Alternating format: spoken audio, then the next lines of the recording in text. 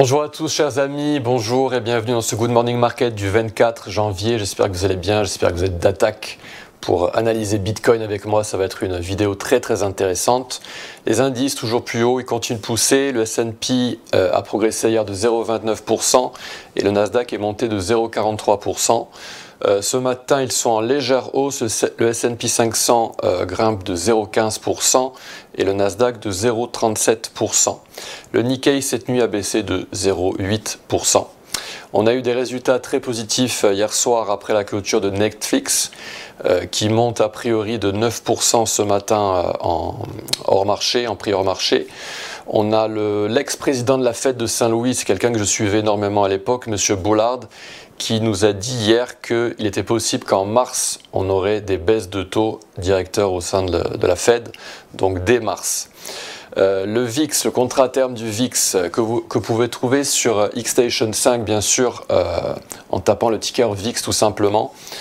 C'est un CFD sur Xstation 5, mais il réplique très bien les prix du contrat à terme du VIX. Donc le VIX, lui, actuellement, est à 13,61.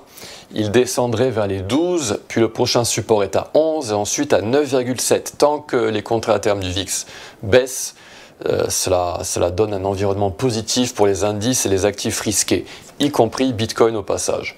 Même si Bitcoin, on va le voir plus tard, il en fait un petit peu casser la tête par moment. Au calendrier du jour, nous avons beaucoup d'indices manufacturiers, beaucoup de PMI, donc aussi bien en termes de services que des PMI industriels. Donc on les a pour la France à 9h15, pour l'Allemagne à 9h30, pour l'Europe à 10h, pour le Royaume-Uni à 10h30 et aux États-Unis également cet après-midi à 15h45. Donc c'est vraiment la journée des PMI aujourd'hui. On aura aussi les stocks de pétrole, rendez-vous traditionnel le mercredi. Alors, côté prix, aujourd'hui on va analyser Bitcoin, on va s'amuser avec Bitcoin. Et alors, le titre il est un petit peu provocateur pour cette vidéo, est-ce que c'est la fin de Bitcoin? Moi je pense pas. Mais on est à un niveau absolument essentiel dans Bitcoin, on est logé au retracement.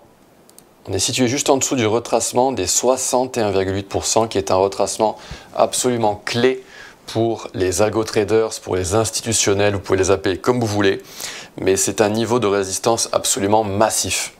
Et on a une bougie en mensuel qui pour l'instant est baissière. Elle est rouge, il y a un marteau inversé pour l'instant, donc vraiment pas terrible pour les prochaines semaines pour Bitcoin. Par le passé, comment Bitcoin s'est-il comporté à ces niveaux de prix?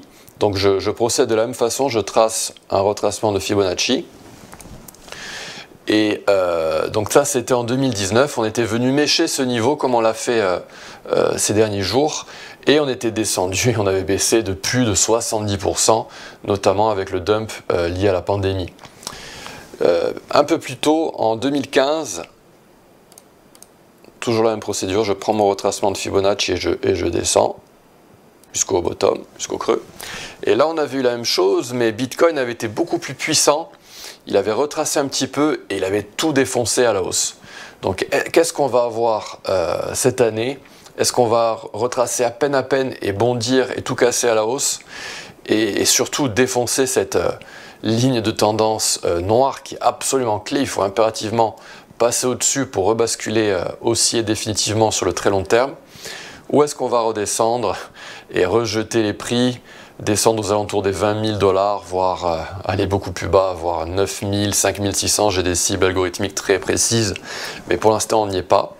Alors en hebdomadaire, qu'est-ce qu'on a? Donc je retrace pour vous cette résistance clé de Fibonacci qui est située aux alentours des 50 000 $, qui est aussi une valeur psychologique. Et là on descend et il y a un niveau absolument clé pour Bitcoin, c'est l'endroit où les algos achètent et c'est un retracement que vous tirez à partir de ce plus haut ici. On appelle ça une extension de Fibonacci et je vais vous mettre le Fib en noir. Ok, tout est ici. Je vais vous le mettre en noir, désolé pour le temps.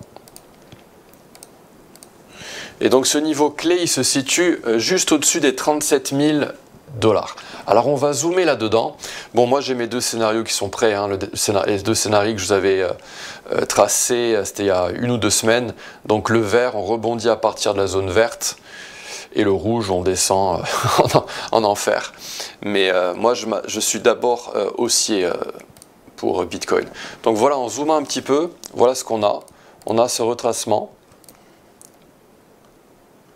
Et donc on a ce niveau à ne surtout pas percer, c'est le niveau des 37 286. Si jamais on descend sous cette boîte verte, eh bien on aura une opportunité de short dans Bitcoin. Tant que cette zone, cette golden zone, cette zone dorée comprise entre le retracement de 61,8% et 65%, tant que cette zone elle tient, eh bien on cible juste au-dessus les 53 000 $. Et donc on percerait a priori cette golden zone opposée en période weekly, en période hebdomadaire en rouge. Et donc en H4, voilà ce qu'on pourrait avoir. On pourrait rebondir dans Bitcoin, casser définitivement ma boîte verte et ensuite retracer à la hausse pour nous offrir un setup en vente. Et donc rebondir par exemple aux alentours des 44 000. Bon, ça on verra plus tard. On tracera ce retracement de Fibonacci en temps voulu. Mais voilà, à surveiller. Tant que cette golden zone tient, tant qu'on est au-dessus des 37 800, on reste haussier dans Bitcoin, et moi personnellement je reste haussier dans Bitcoin. Dernier petit point, les héliotistes voient une correction en cours en forme d'ABC en 3 vagues. Donc on casserait la zone de support algorithmique, mais pour l'instant, ce décompte héliotiste est valable. On a une très très belle impulse à la hausse. 1, 2, 1, 2, 3, 4, 5, 3, 4, 5. Donc c'est assez propre. Donc peut-être un retracement assez light à venir dans Bitcoin. Voilà, c'est tout pour aujourd'hui, chers amis. J'espère que cette vidéo vous a plu. N'hésitez pas à la commenter, à la liker, à la partager. Je vous donne rendez-vous demain matin, promis, comme toujours le jeudi, pour un autre Good Morning Market. À demain, au revoir.